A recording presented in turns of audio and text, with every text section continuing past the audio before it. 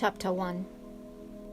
Now it came to pass, in the days of Ahasuerus, this was the Ahasuerus who reigned over 127 provinces, from India to Ethiopia, in those days when King Ahasuerus sat on the throne of his kingdom, which was in Shushan, the citadel, that in the 3rd year of his reign, he made a feast for all his officials and servants, the powers of Persia and Media, the nobles and the princes of the provinces being before him, when he showed the riches of his glorious kingdom and the splendor of his excellent majesty for many days, 180 days in all.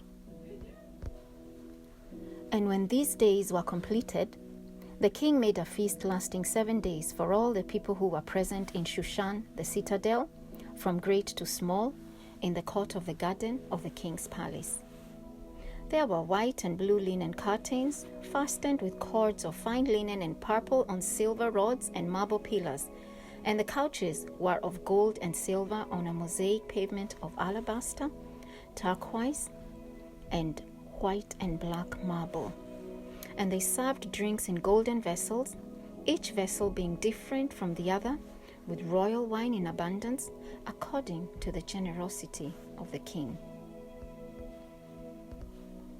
In accordance with the law, the drinking was not compulsory, for so the king had ordered all the officers of his household that they should do according to each man's pleasure.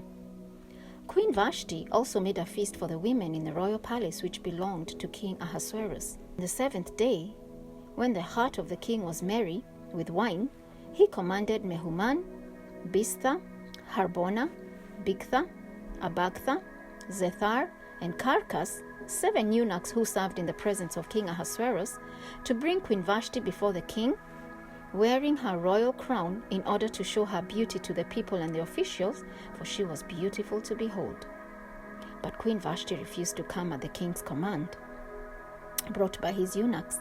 Therefore the king was furious, and his anger burned within him. Then the king said to the wise men who understood the times, for this was the king's manner toward all who knew law and justice,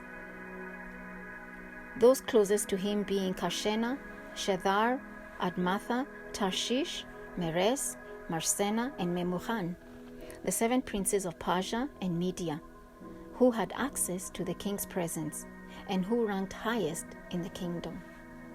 What shall we do to Queen Vashti, according to law, because she did not obey the command of King Ahasuerus brought to her by the eunuchs?